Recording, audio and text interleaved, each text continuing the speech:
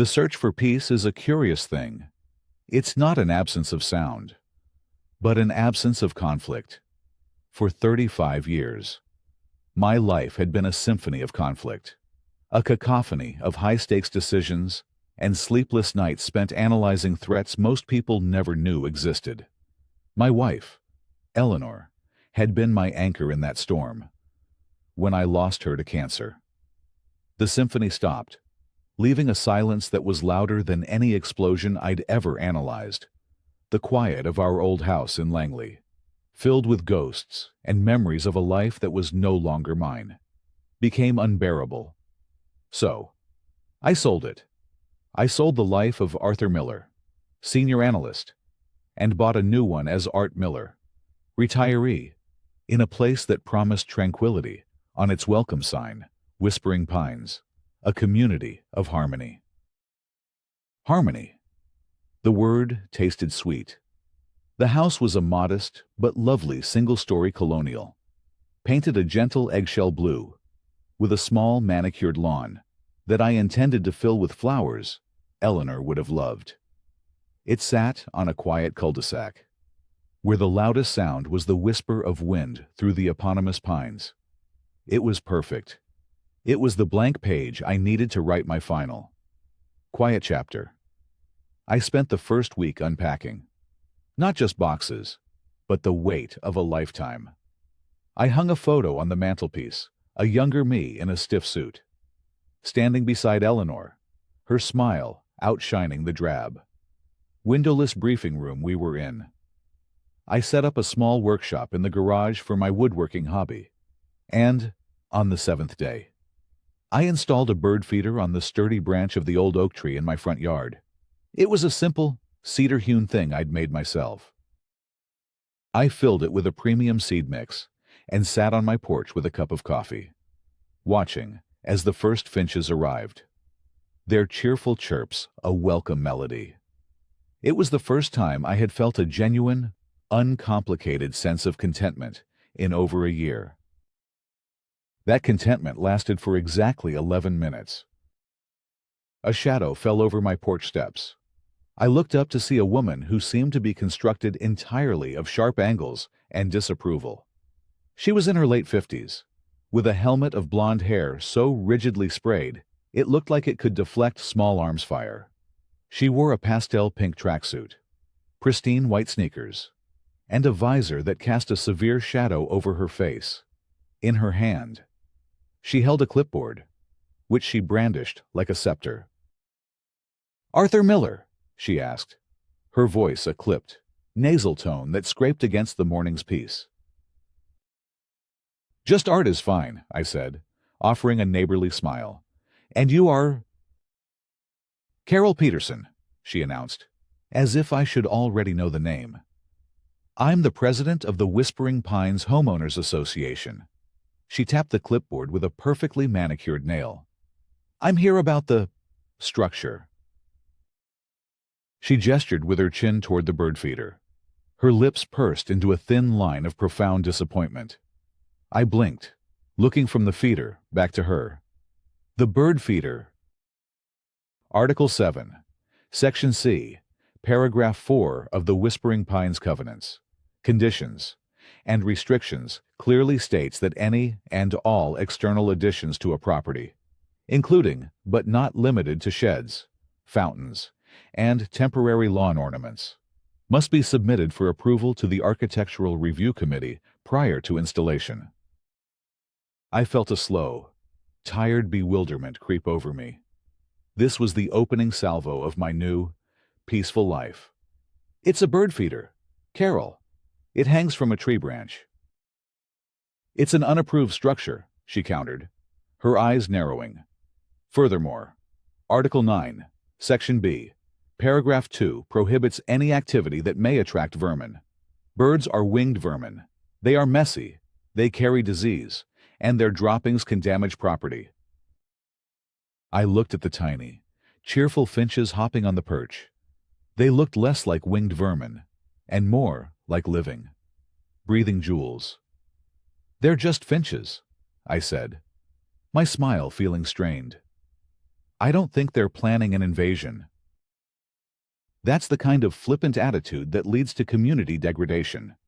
Mr. Miller, she snapped, this isn't some lawless backwater. We have rules for a reason. They maintain our property values and ensure a consistent aesthetic. I took a slow breath, reminding myself that this was my new life. Compromise. De-escalation. Okay, I said, my voice measured. I apologize. I didn't realize a bird feeder would require committee approval. What do I need to do to get it approved? She gave a short, sharp laugh that held no humor. Well, you would fill out Form 17B, the exterior addition application, and submit it with a $10 processing fee. The committee meets on the last Tuesday of the month. They would then review your application. So, I can just leave it up until they review it. Her face hardened into a mask of pure bureaucratic outrage. Absolutely not. The structure must be removed immediately.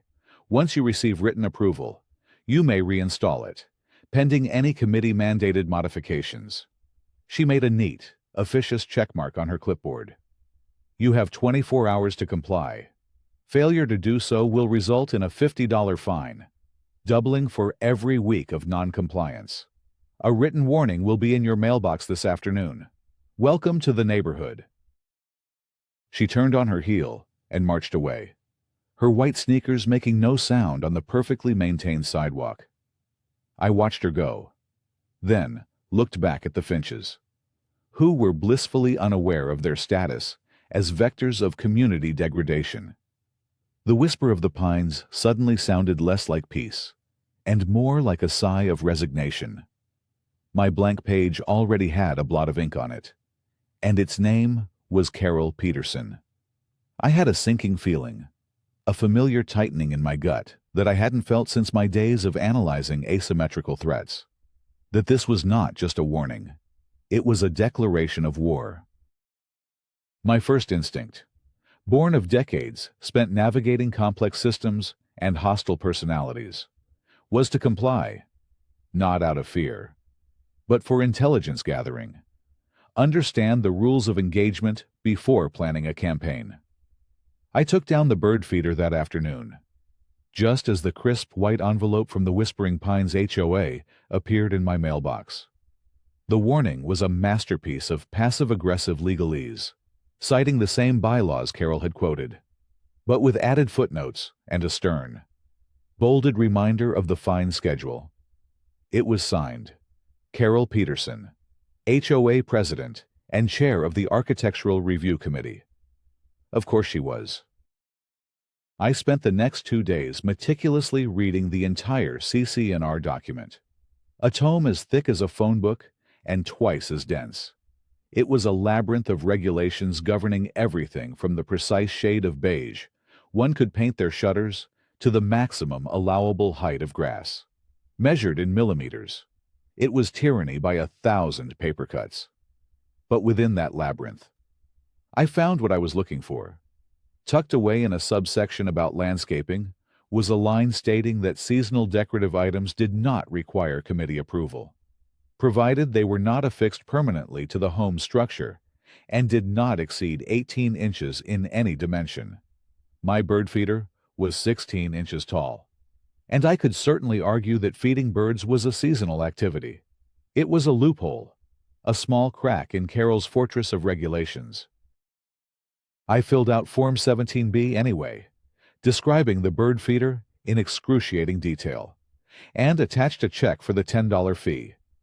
I also wrote a polite, carefully worded letter citing the seasonal decorative item clause as a potential point of clarification, suggesting that my feeder might fall under that exemption.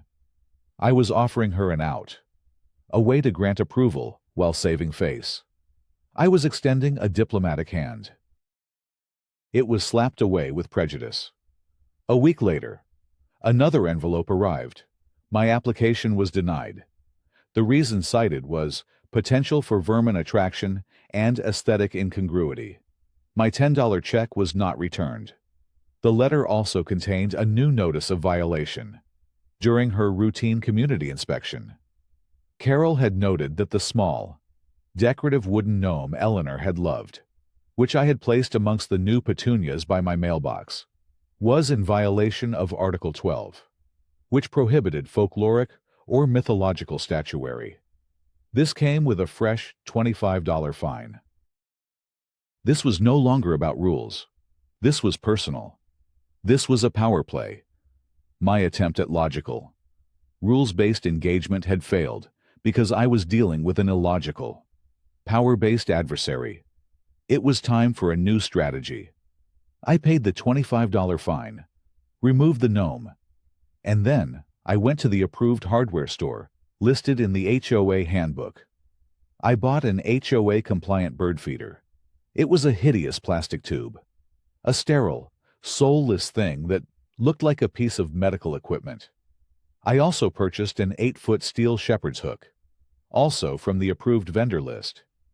I installed it in my front garden bed, precisely 24 inches from the edge of the sidewalk, as stipulated in the landscaping guidelines, and hung the plastic feeder from it. I filled it with the exact brand of birdseed sold at the approved store. I took photos, with a tape measure showing all the relevant dimensions and distances. I documented everything. Then I waited. It took her less than a day. I saw her car, a pristine white Lexus, slow down as it passed my house that evening. The next morning, a new envelope. This time, the violation was for the shepherd's hook itself, apparently, while the hook was an approved item. Its placement constituted a violation of an obscure rule about vertical structures in designated floral areas. The fine was $75. The letter was smug, practically dripping with satisfaction. She wasn't just enforcing rules. She was inventing interpretations on the fly, using the dense legal text as a weapon. I paid the fine. I moved the hook 6 inches to the left. The next day, I received a fine because it was now too close to the oak tree's drip line. I was in a bureaucratic checkmate of her own design. Any move I made would be met with a new, creatively interpreted violation. The fines were small, annoyances more than financial burdens. But it was the principle. It was the systematic, malicious application of power. She was enjoying this. I could see it in the way she would walk her little white poodle past my house, pausing to stare at my yard, her lips curled into a faint, triumphant smirk. My son, David, called that weekend. How's retirement? Dad, finally getting some peace and quiet. David was a good kid, sharp, dedicated, with a strong sense of justice that I'd like to think he got from me, and a pragmatism he definitely got from his mother. He worked for the government, a boring desk job at the Department of Justice. As he always described it, I knew better. Of course. The calluses on his hands weren't from pushing pencils, and the look in his eye was a little too sharp for a mid-level bureaucrat. But we maintained the fiction for the sake of simplicity. It's an adjustment, I said, my voice carefully neutral, still navigating the local customs. Everything okay? You sound a little tight. Just dealing with some local politics. An overzealous administrator. I didn't want to worry him with the petty details of my war with Carol Peterson. It felt absurd, trivial, compared to the world we used to inhabit. Well, don't let them push you around, he said. You've earned your quiet. If anyone gives you real trouble, you let me know. I can be very persuasive when it comes to untangling red tape. I appreciate that, son, but I think I can handle this. It's just a matter of pattern analysis. We ended the call, and I looked out the window. Carol was standing on the sidewalk across the street, ostensibly talking to another neighbor. But her eyes were fixed on my house. A cold knot tightened in my stomach. The escalation from petty fines was coming. I knew it as surely as I knew my own name. An adversary like Carol, when faced with quiet compliance, doesn't de-escalate. She gets bored and pushes for a stronger reaction.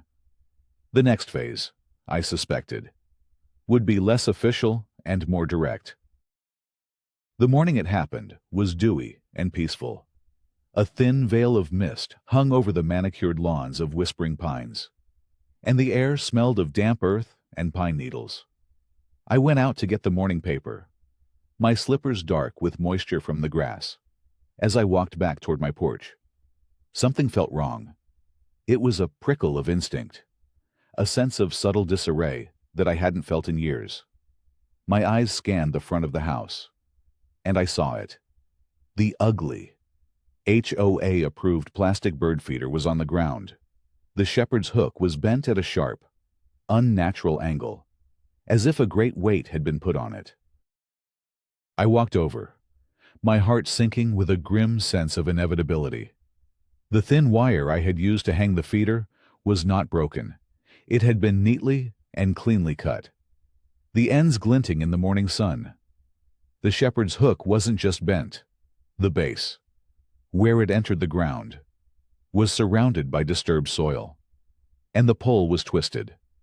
The kind of damage that would require significant, deliberate force and leverage. This was not an accident. It wasn't the wind or a passing animal. This was vandalism. But that wasn't all. My gaze drifted down to the flower bed I had so carefully planted. The petunias and marigolds, chosen specifically from the HOA's approved list of flora, were crushed, not all of them, which would have been obvious. It was a selective, malicious destruction. A few plants here, a few there, their stems broken, and their blossoms ground into the dirt. A single, clear footprint, partially smeared, was visible in the soft soil next to a cluster of ruined marigolds. It was a small print, consistent with a woman's sneaker. Rage, cold and sharp, lanced through me. This was a direct violation, a physical intrusion. The fines had been a bureaucratic game. This was a trespass. My past life screamed at me to react, to establish a perimeter, to gather forensic evidence, to launch a counter-operation. The new, retired art miller just wanted to scream in frustration. I took a deep, steadying breath, forcing the analyst in me to take over.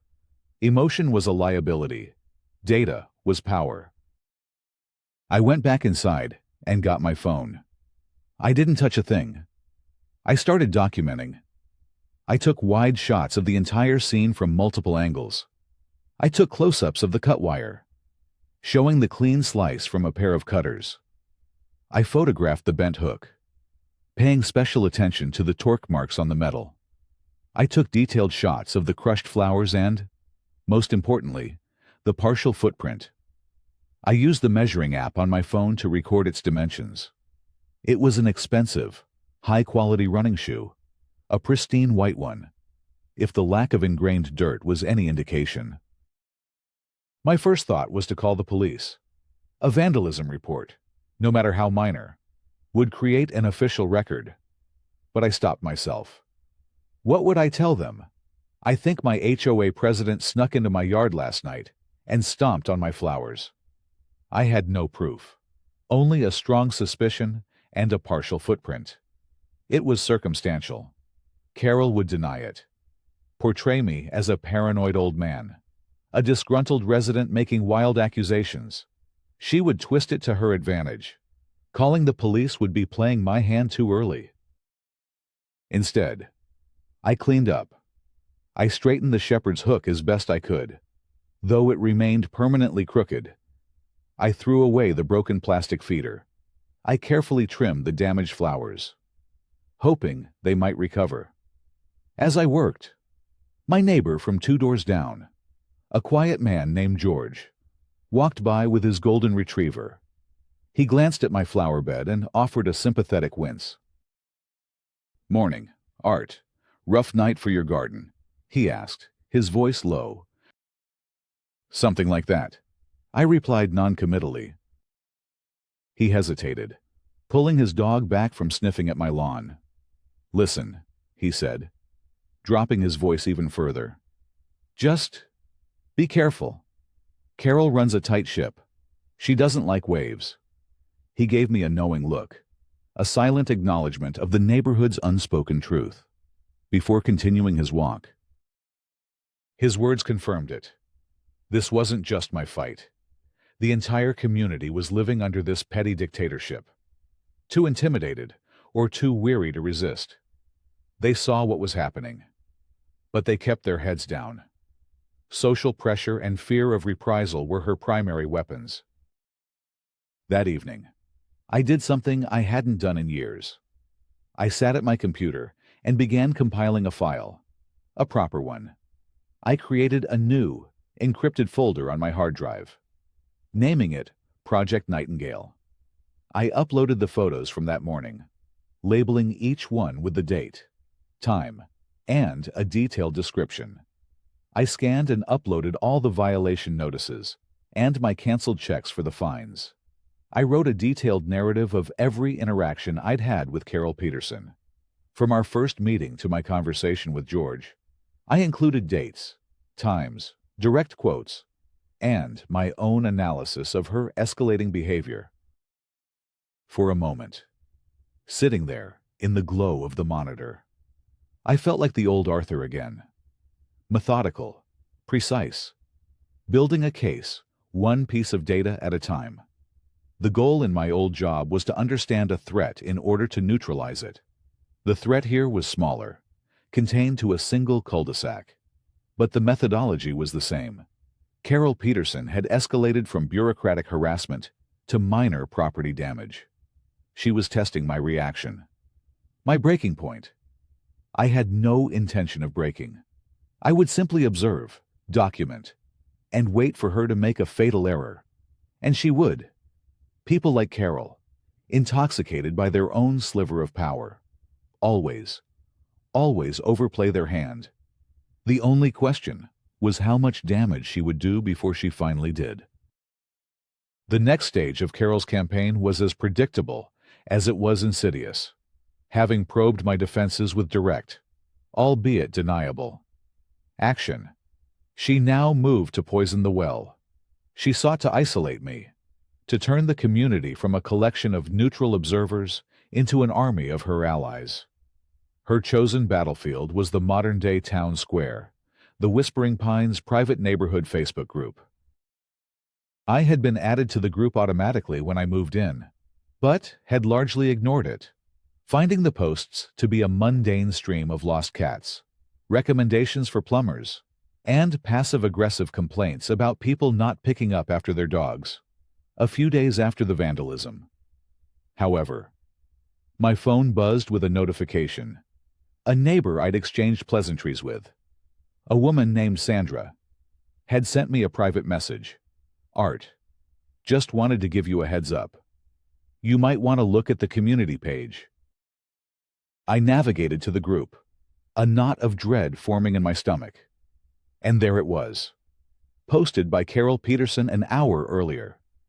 It was a masterclass in slander, wrapped in a cloying blanket of concern. The post began with a picture. It was a photo of my house, taken from across the street. My newly re-straightened, but still visibly bent. Shepherd's hook was prominent in the frame. The patches in the flower bed where I'd had to remove the destroyed plants were also noticeable if you knew where to look. The post itself read, "Dearest neighbors, it is with a heavy heart that I must address a growing concern in our beautiful community. As you know, the HOA board works tirelessly to maintain the harmony and aesthetic standards that protect our property values. Most residents are wonderful partners in this endeavor. However, it seems we have a new resident on Pine Court who does not share our community values. After receiving multiple violation notices for unapproved structures and landscaping issues, it appears this individual has now resorted to, shall we say, protest landscaping. As you can see, this intentionally damaged and unsightly pole has been erected, and lovely flowers have been deliberately removed to create an eyesore, in what can only be interpreted as a passive-aggressive statement against our community's bylaws. I have tried to reach out and resolve these issues amicably, but have been met with nothing but defiance. It's so sad to see someone move into our peaceful neighborhood and immediately try to cause division and ugliness. Let's all pray that he has a change of heart and decides to embrace the spirit of Whispering Pines. Community. First, protect our harmony. The post was a work of diabolical genius. She had taken her own act of vandalism and twisted the narrative to frame me as the perpetrator. I was not the victim. I was the troublemaker. A defiant malcontent, intentionally blighting the neighborhood as a form of protest. The comment section was a cascade of support for her. Thank you for all you do, Carol. So sorry you have to deal with this. Ugh, I saw that bent pole yesterday. It looks terrible. Some people have no pride of ownership. I can't believe someone would be so childish. If you don't like the rules, don't move here. We need to stand with our board against this kind of behavior. A few people remained silent, George among them, but the tide of public opinion was clear. Carol had successfully painted me as the enemy. The social isolation began almost immediately. The next day, when I went to get my mail, another neighbor who was usually quick with a friendly wave hurried back inside her house as I approached. A couple walking their dog crossed the street to avoid passing in front of my house. I was being shunned, ostracized by a jury that had only heard the prosecutor's opening statement. The feeling was deeply unsettling. In my old life, I had dealt with being an outsider. It was part of the job description, but that was a professional necessity. This was my home. This was the community where I was supposed to build a new, peaceful life. To be cast as the villain in my own retirement was a bitter irony. My first impulse was to fight back, to log on and post my side of the story, to share the pictures of the cut wire and the footprint, to expose her lies. But again, the analyst in me took over. What would that accomplish? It would descend into a messy, public, he said. She said battle. I had my evidence. But in the court of social media, emotion and allegiance often trumped facts. She was the established leader. I was the new, unknown element. Engaging her on her chosen battlefield would only make me look defensive and argumentative, likely reinforcing her narrative. It would be a tactical error. So, I did nothing. I did not respond. I did not comment. I continued my routine as if nothing had happened. I tended to my yard, the parts that weren't vandalized. I took my walks. And I offered polite, even-keeled nods to the neighbors who now averted their gazes. My silence, I hoped, would be more unnerving to her than any angry retort. A lack of reaction would deny her the satisfaction she craved. Inside, however, I was documenting everything. I took screenshots of her post and every single comment. I added them to Project Nightingale, creating a new subfolder titled Defamation and Slander. I noted the date and time of the post. I started a new section in my narrative document, titled Social Campaign, and detailed the tangible effects, the shunning by neighbors, the palpable change in the community atmosphere. I was building a fortress of facts, a silent, unassailable record of her harassment. She thought she was winning a public relations war, but she was actually just handing me ammunition. Each lie, each passive-aggressive post, each manipulated neighbor was another brick in the case I was building against her. The more she slandered me publicly, the greater her liability. She was creating a public record of her own malice. One evening, I was sitting on my back patio, watching the sun set behind the pines. When the loneliness of the situation truly hit me, Eleanor would have known how to handle this. She would have baked a casserole, marched over to Carol's house, and disarmed her with a combination of Southern charm and steel-willed reason. I missed her wisdom. I missed her partnership. I felt adrift, a solitary operative on a mission I never wanted. I picked up my phone and called David. "Hey, Dad," he answered, his voice sounding tired. "Long day." "The usual," I said.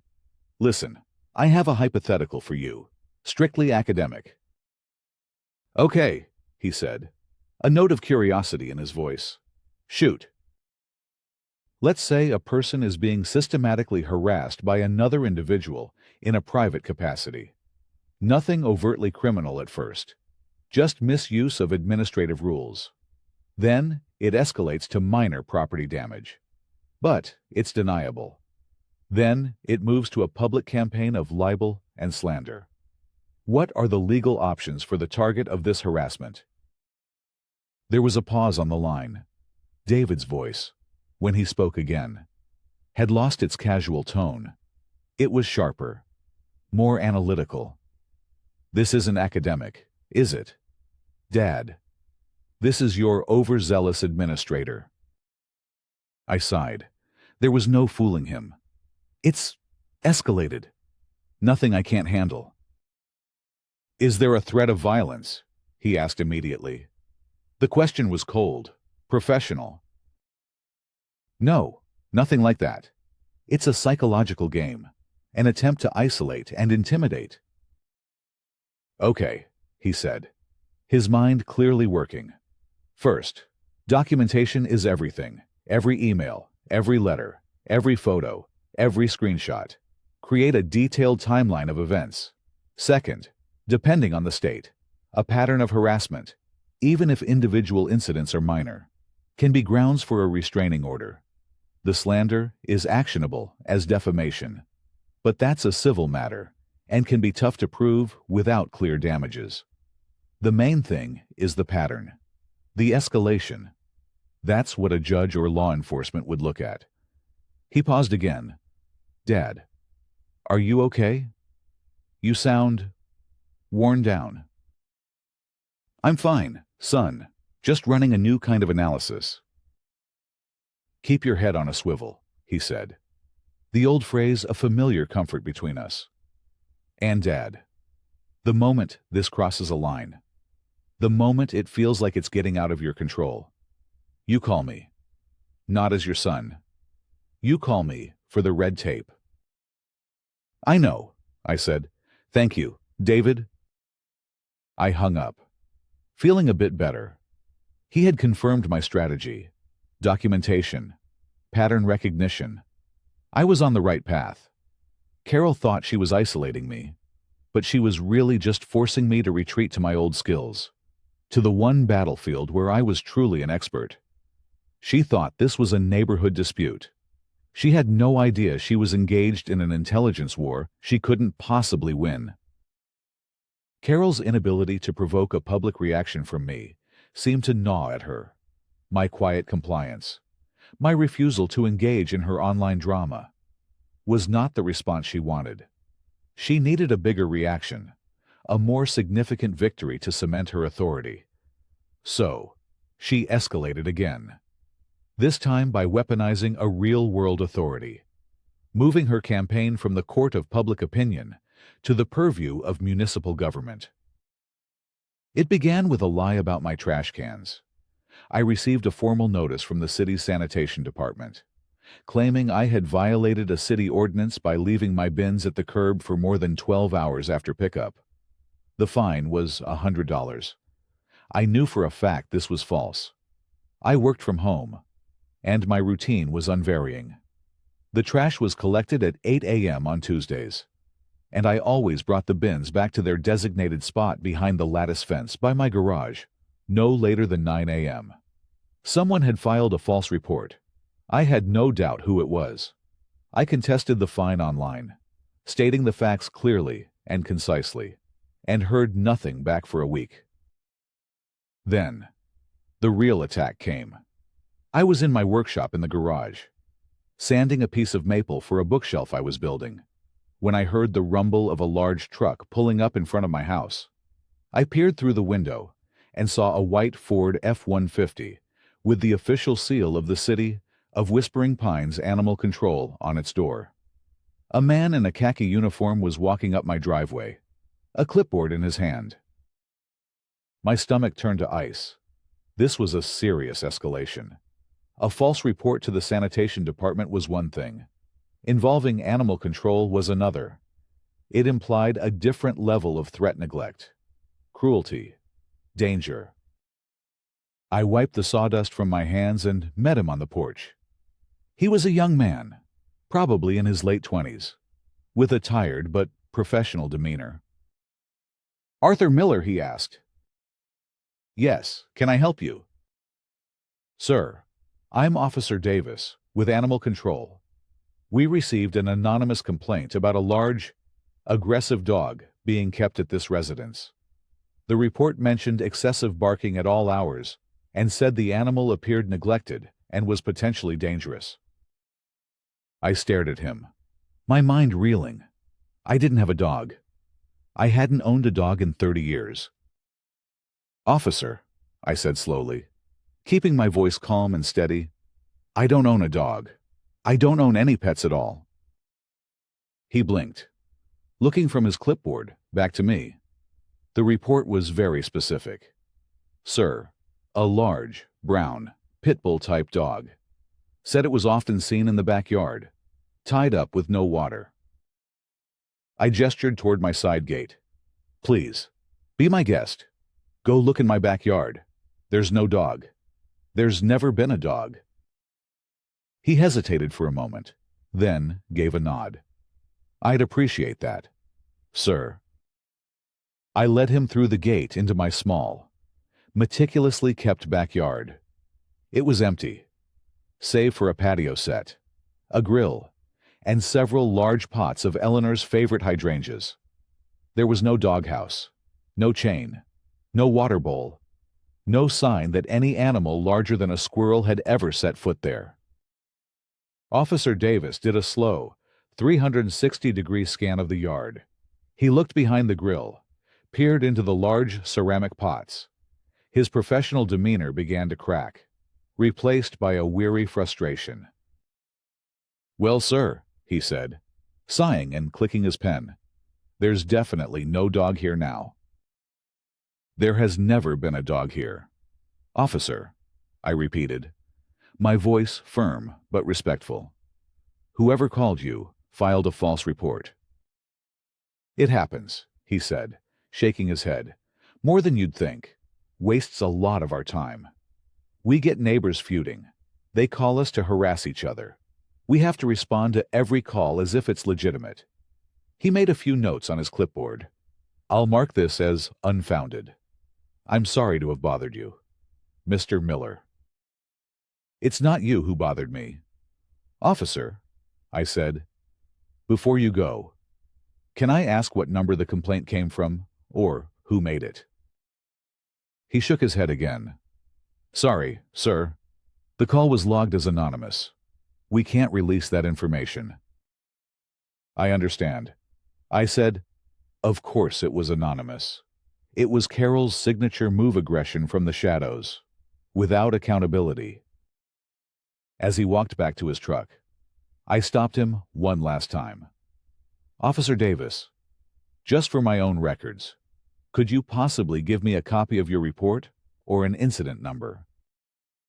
He looked at me, a flicker of understanding in his eyes. He saw me not as a potential animal abuser, but as what I was, the target of harassment. "Sure thing," he said, scribbling a number on a small card. "If you need a formal copy, you can request it from the city clerk using this case number. It'll state clearly that the complaint was investigated and found to be without merit." "Thank you. I appreciate your professionalism." He gave me a small nod and drove away. I stood on my lawn for a long time, the little card with the case number feeling heavy in my hand.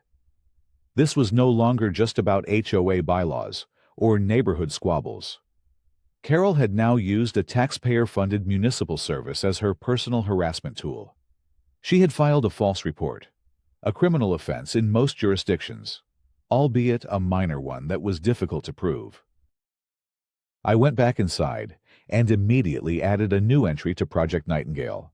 I documented the entire visit from Officer Davis, including his name, the time of his arrival and departure, and a verbatim account of our conversation. I took a high-resolution photo of the case number card.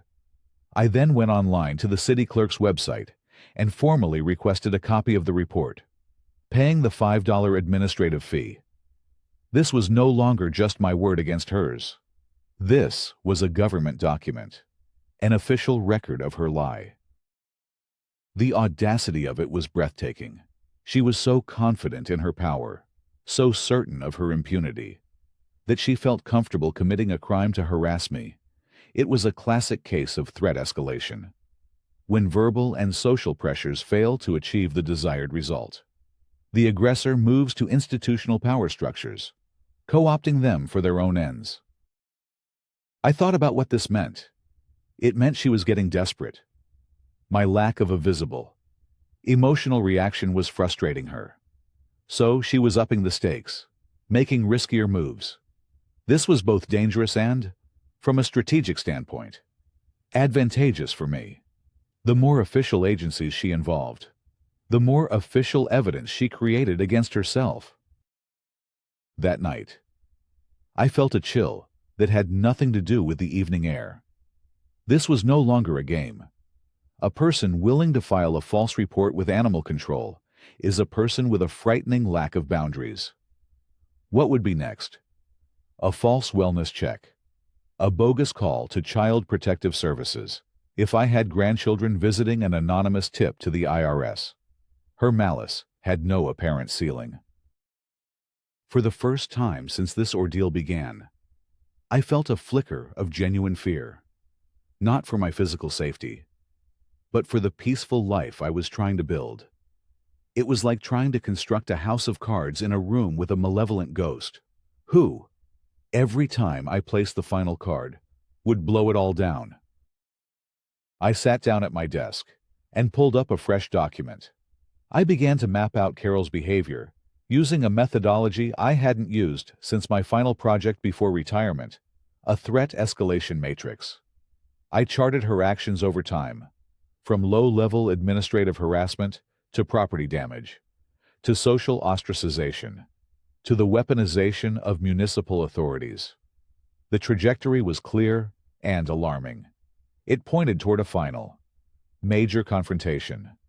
She was working herself up to something that would be designed to be a definitive knockout blow. I had to be ready for it. I had to anticipate her final move and prepare a countermeasure that would not just deflect it, but end the conflict for good.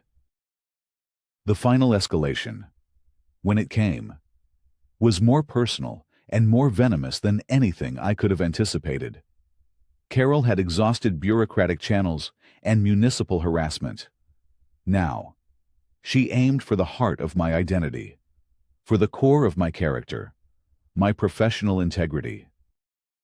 I had, in my retirement, taken on a handful of small remote consulting jobs. It wasn't about the money. It was about keeping my mind sharp. I worked with a few select private security firms, the kind of places that valued discretion and experience. I would analyze geopolitical risk reports, assess threat landscapes for corporate clients, and occasionally review security protocols for overseas facilities. It was a pale shadow of my former work, but it was engaging and kept the analytical part of my brain from turning to rust. My clients were few, my work was discreet, and my reputation for sober. Meticulous analysis was pristine. It was the last vestige of the man I used to be, a link to a world where my skills were valued. How Carol discovered this, I can only guess. Perhaps she saw a piece of mail from one of the firms. Perhaps she overheard a phone call when I was on my porch. Or perhaps, and this seemed most likely given her character, she simply snooped. The method didn't matter. What mattered was what she did with the information. The confrontation happened on a Thursday afternoon. I was returning from my weekly grocery run when I saw her standing at the end of my driveway, arms crossed. That familiar, smug look on her face. She was waiting for me. This wasn't a casual encounter. It was an ambush. "Mr. Miller," she said, her voice dripping with faux sweetness. "We need to have a little chat." I stopped, keeping the grocery bags in my hands. It created a natural barrier. "Carol," I said, my tone flat. "I'm busy." "Oh, I think you'll want to make time for this," she said. Stepping closer, she lowered her voice to a conspiratorial whisper. "I've been doing a little research on you. It turns out our quiet little retiree isn't so retired after all. A little consulting on the side for some very interesting companies." A cold dread washed over me. This was it, the final attack vector. "My work is my own business," I said, my voice dangerously quiet. "Not when it affects our community," she shot back, her sweet demeanor vanishing, replaced by a triumphant snarl. "I looked up one of these companies. They work in some very unsavory parts of the world. They deal with unpleasantness. It makes one wonder what kind of man you are. What kind of secrets are you hiding? What kind of unpleasantness have you been involved in?" She was fishing, throwing out vague, sinister-sounding accusations, trying to build a narrative of me as some kind of shadowy, dangerous figure. It was a classic smear tactic. "You don't know what you're talking about," I said, gripping the plastic handles of the grocery bag so tightly my knuckles were white. "Oh, I think I do," she said, her eyes gleaming with malice. "And I think your clients would be very interested to learn about the kind of person they have on their payroll. An unstable, antisocial individual who harasses his neighbors, vandalizes property to make a point, and is the subject of multiple community complaints. A man who might be a security risk. Reputations are so fragile. Aren't they a few well-placed emails? A few phone calls to the right people? A man your age might find it very difficult to find new work after being so publicly disgraced." There it was, the knockout blow. She was threatening to destroy my professional life, the last thing I had that connected me to my own sense of purpose. She would poison the well with my clients, using the very lies she had constructed about me in the neighborhood. The damage would be catastrophic and irreversible, even if I could prove she was lying.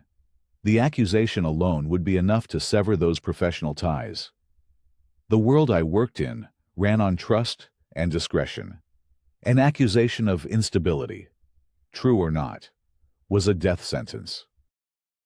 I stared at her, and for the first time, I felt a surge of pure, unadulterated fury.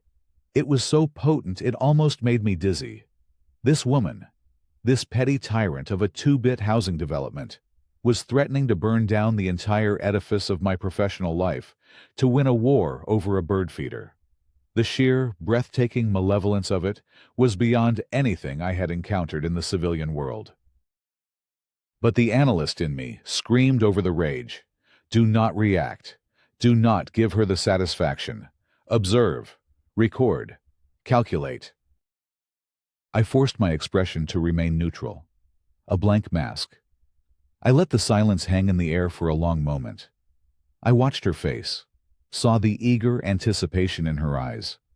She was waiting for me to beg, to plead, to finally break.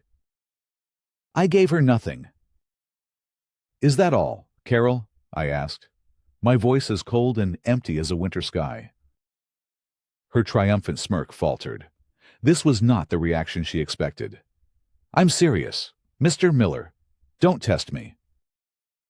"You have made your position clear," I said. "Now, if you'll excuse me.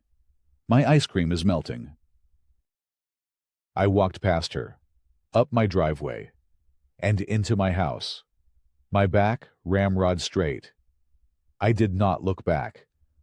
I closed the door behind me, leaned against it, and let out a breath I didn't realize I had been holding. My hands were shaking.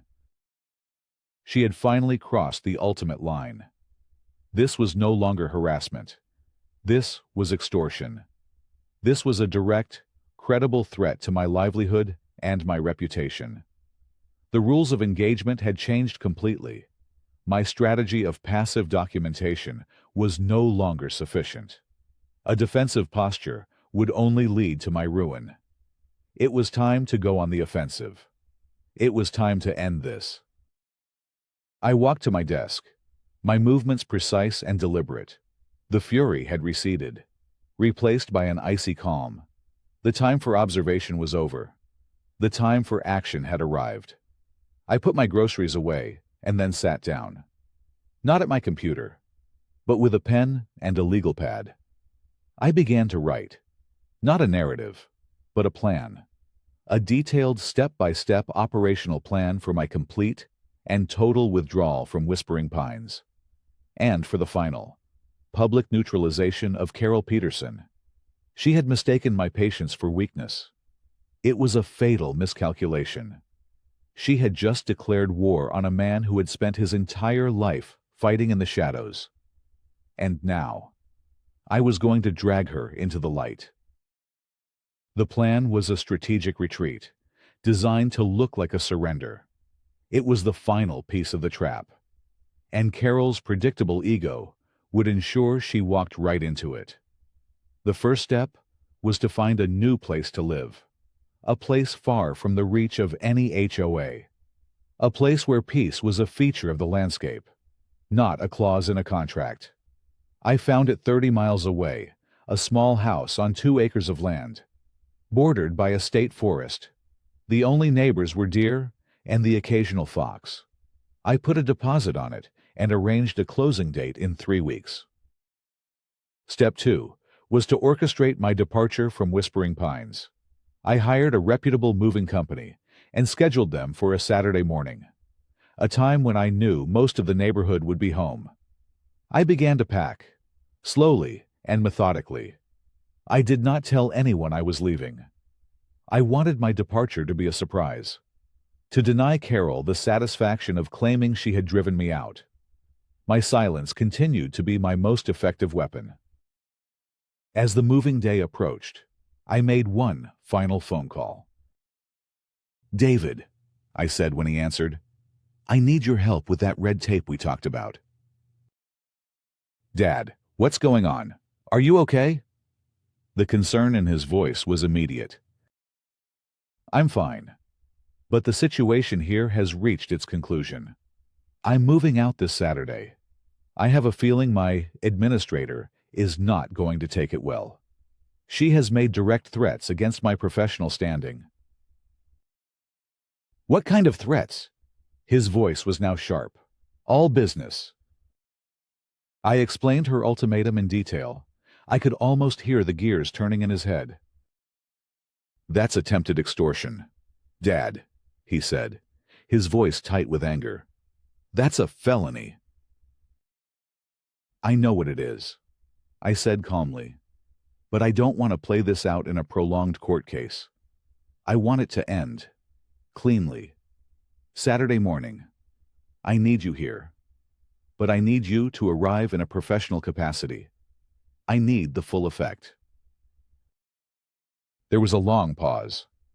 "The full effect is not something I can deploy for personal matters. Dad, you know that." "I'm not asking you to.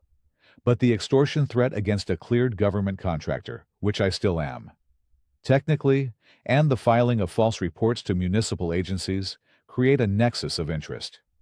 Let's just say a federal agent happening to be in the area to check on the welfare of a family member who is also a person of interest in a potential pattern of criminal harassment wouldn't be entirely out of protocol, especially if that agent has reason to believe the harasser might escalate when her target attempts to escape her control. I was bending the rules, and we both knew it. But I was also technically correct. I had built a case so thorough that it could, with a little nudge, brush against the edges of federal jurisdiction. David was silent for another moment. "What time Saturday?" he finally asked. "The movers arrive at 9. I expect she'll make her appearance around 9:30. "I'll be there," he said. "Stay safe. And Dad, I'm proud of you for handling this with such restraint. But now it's my turn." Saturday morning dawned bright and clear. The moving truck, a massive vehicle that took up half the cul-de-sac, arrived precisely at 9:00 a.m. The crew, efficient and professional, began loading my neatly packed boxes. As predicted, the sight of the truck acted like a beacon. Curtains twitched in windows up and down the street. Neighbors emerged onto their porches, coffee mugs in hand, whispering to one another. My departure was now the neighborhood's main event. At 9:28 a.m., her white Lexus pulled into her driveway. Carol got out, wearing a powder blue tracksuit today, her face a mask of disbelief and fury. She saw the boxes, the emptying house, the finality of it all. She saw her victim escaping. Her control was slipping, and she couldn't stand it. She marched across her lawn and down the street, her power walk a study in righteous indignation. She stopped at the end of my driveway, planting her feet as if to physically block the movers. "What is the meaning of this?" she demanded, her voice loud enough to carry across the cul-de-sac. The movers paused, looking from her to me. I walked down the driveway to meet her, my hands in my pockets, my demeanor calm. "I'm moving. Carol." "Moving," she screeched, her voice rising in pitch. "You can't move. You haven't submitted a notice of intent to vacate form. You haven't scheduled a final property inspection with the Architectural Review Committee. You are in violation of Article 15, Section D." Her delusion was breathtaking. She genuinely believed her power extended to my very right to leave. "There's no such article, Carol," I said quietly. "I'm leaving. This is the end of it." "This is not the end," she shrieked, her face turning a blotchy red. "I told you what would happen if you defied me. I have your clients' email addresses right here. I will ruin you. You will be begging me for mercy by noon." She was completely unhinged, performing for the audience of neighbors who were now openly staring. "That would be a mistake," I said, my voice still level. "The only mistake was letting scum like you into our perfect community," she screamed. She pulled out her phone. "You think you can just leave? You are abandoning the property. You are creating a blight. I am calling the police." And she did it. Right there, in front of everyone. She dialed 911. "Yes, I need an officer at 12 Pine Court immediately." She barked into the phone. "A resident is attempting to illegally vacate his property, possibly abandoning it. He's been a menace to the neighborhood, and he's threatening me. I'm the HOA president. I feel unsafe." She was giving them everything. False report, fictitious threats, misuse of an emergency line. It was more perfect than I could have planned. A local police cruiser arrived in under 5 minutes. A young, serious-looking officer got out. Carol immediately descended upon him, launching into a hysterical, high-speed tirade about bylaws, threats, and my supposed instability. The officer looked overwhelmed, trying to get a word in edgewise. He finally turned to me. "Sir, can you tell me what's going on here?" Before I could answer, a second vehicle turned into the cul-de-sac. It was not a police car. It was a black Ford sedan, the kind that is invisible in Washington, D.C., but stands out like a sore thumb in a suburban development. It had government plates. It pulled up silently behind the police cruiser. David got out. He wasn't wearing a uniform, but he might as well have been. He had on a dark, conservative suit, a crisp white shirt, and a sober tie. His posture was ramrod straight. He exuded an aura of calm, unassailable authority that made the local cop look like a rookie. He walked past Carol, who was momentarily stunned into silence by his arrival, and stopped beside me. He nodded to the local officer. "Officer, thank you for your prompt response." Then he turned to face Carol. Her mouth opened and closed, but no sound came out. David reached into his suit jacket and pulled out a leather credential case, flipping it open. "Ma'am," he said, his voice flat, professional, and utterly devoid of emotion.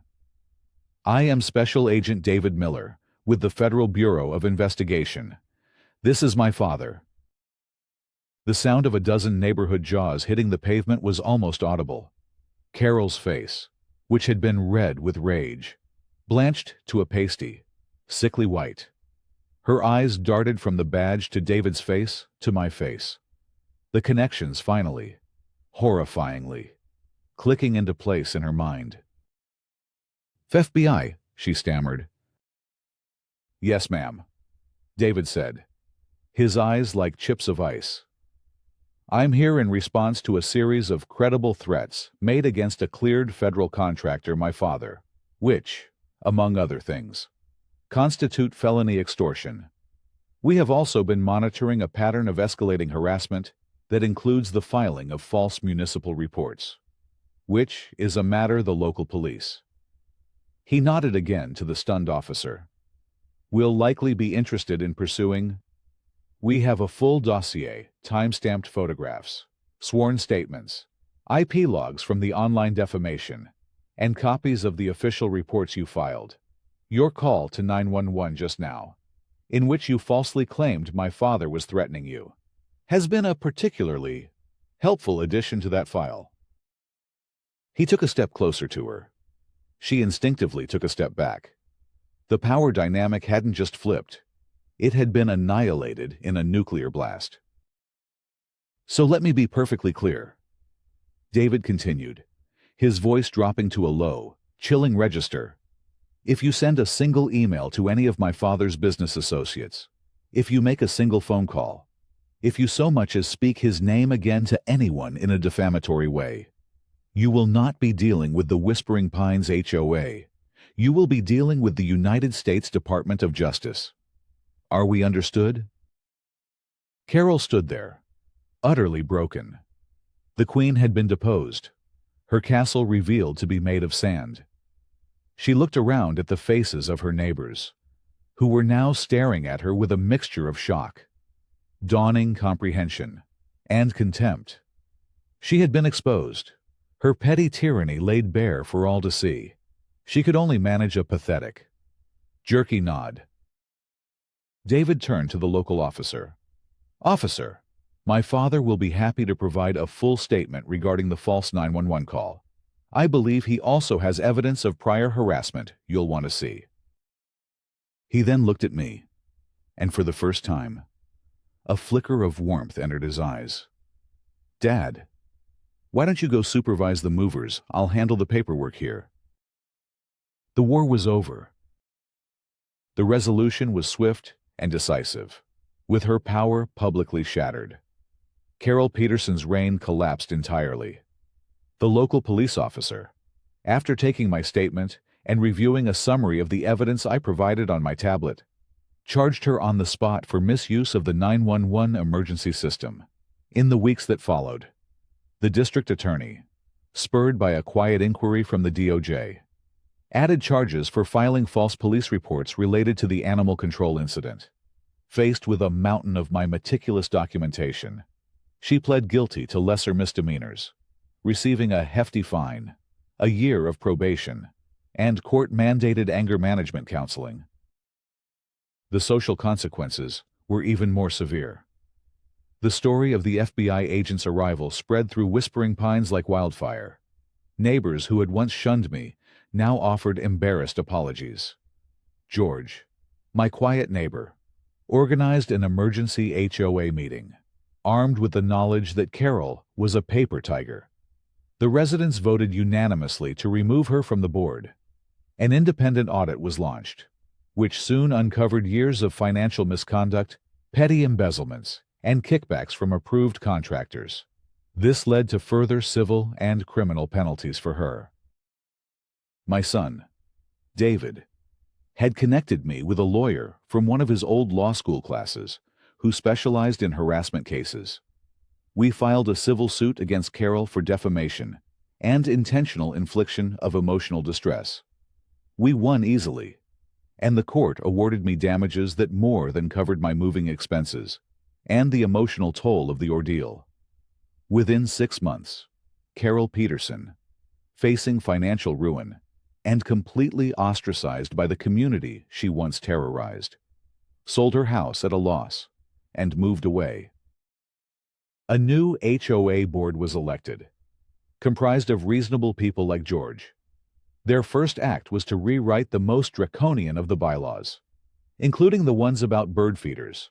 Harmony, it turned out, wasn't about enforcing a rigid, uniform aesthetic, but about mutual respect and common decency.